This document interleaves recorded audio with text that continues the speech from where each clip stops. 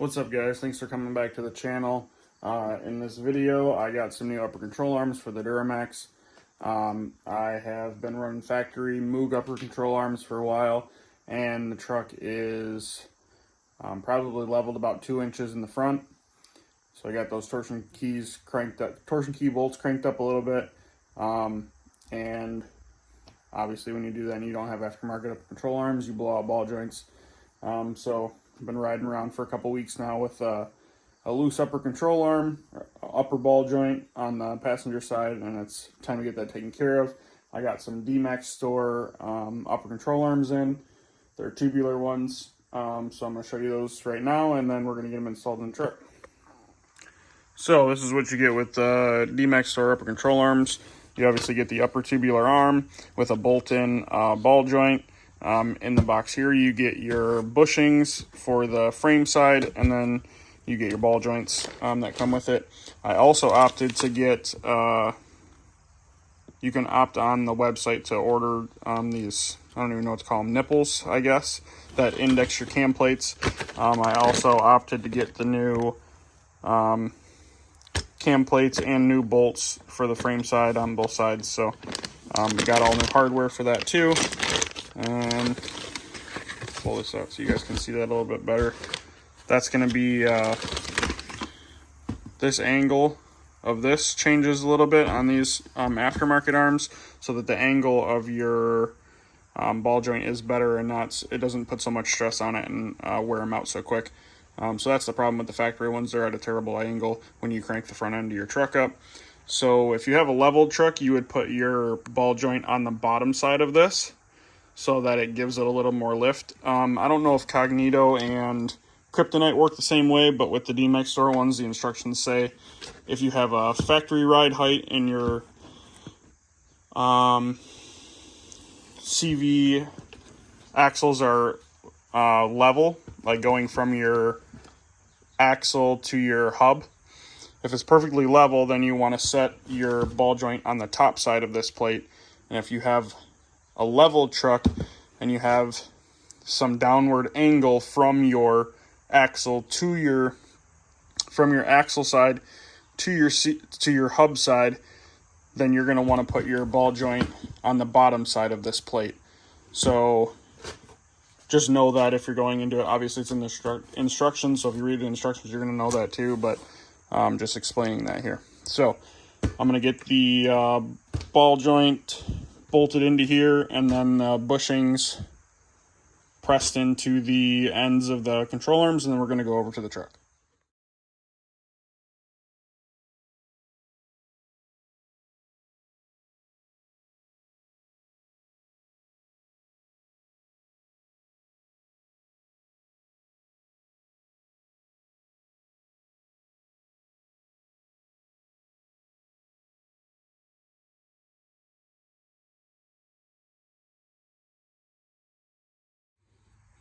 Okay, so we got the ball joint bolted in.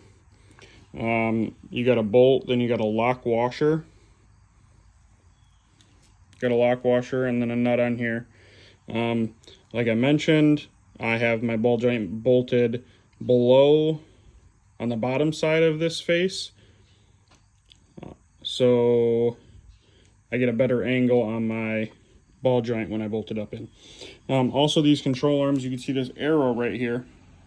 That points to the front of the truck. So this one is going to be the passenger side, and the other one's obviously driver's side. But that arrow will indicate which direction is the front of the truck on there, so you know which way to which side to bolt it into. Got our Zerk fittings in. These are all tightened on. I'm going to torque them, and then we're going to get the truck jacked up and start taking stuff apart on there. Okay, so we're over here on the passenger side, and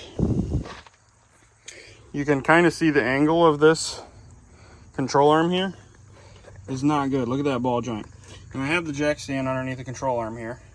It's lifted off the jack a little bit. I do have jack stands on it. There's 2 jack stands here. I lifted it off the jack stand just a little bit so I can show you guys. When it's riding down the road, that's the angle of the ball joint right now. Not good. And this, let's see if I can don't know if you guys can see that. Let's see. Probably won't help you.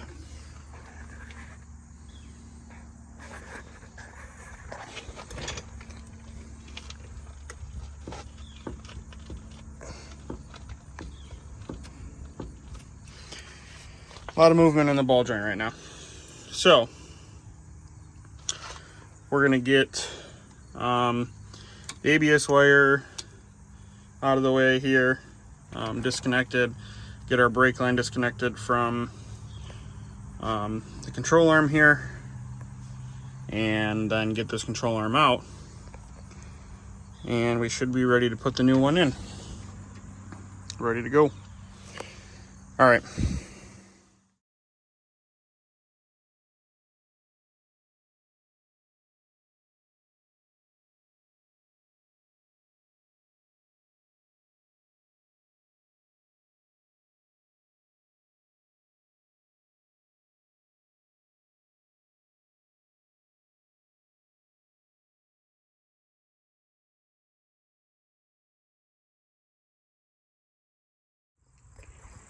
All right, so we got this upper arm in and everything tightened down.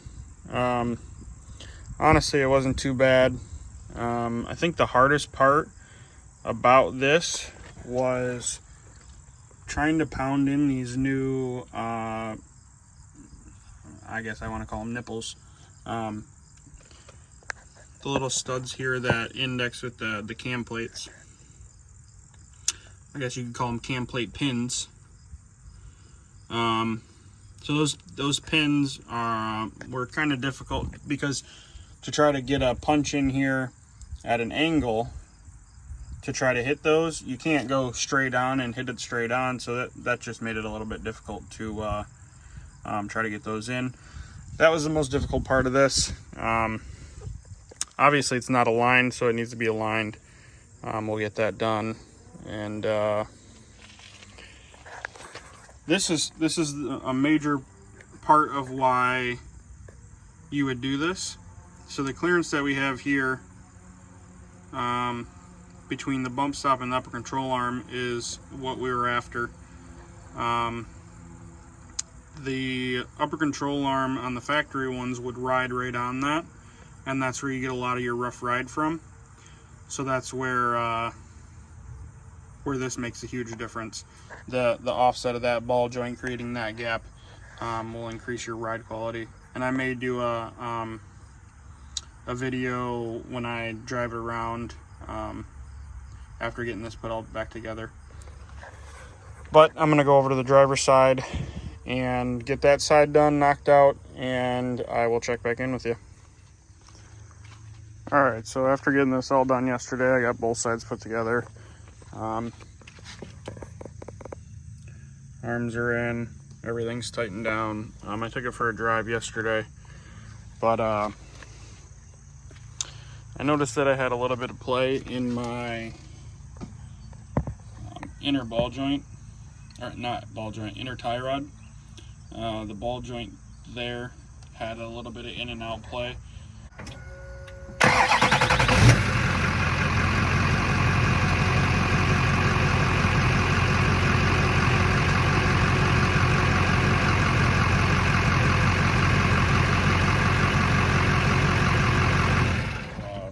I ordered some parts to get that taken care of.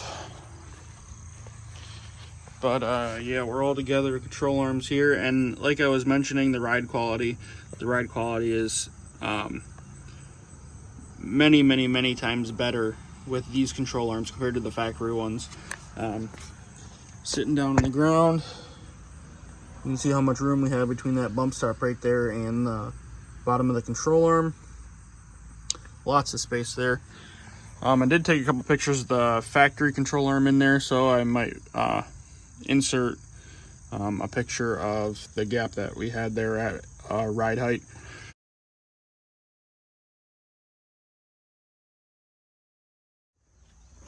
So I think I'm going to wrap this one up here. Showed you guys how to install those upper control arms. The DMAX store ones are also lighter than the factory control arms and lighter than Kryptonite and Cognito upper control arms. So that's just if you're trying to build a race truck or something, that might be a good option for you too. You can, like I said, set them to where your ball joint is proper for factory ride height or leveled, so you can do either of those. But yeah, the tubular ones look really good. Thank you guys so much for watching this video, and I hope to see you in the next one.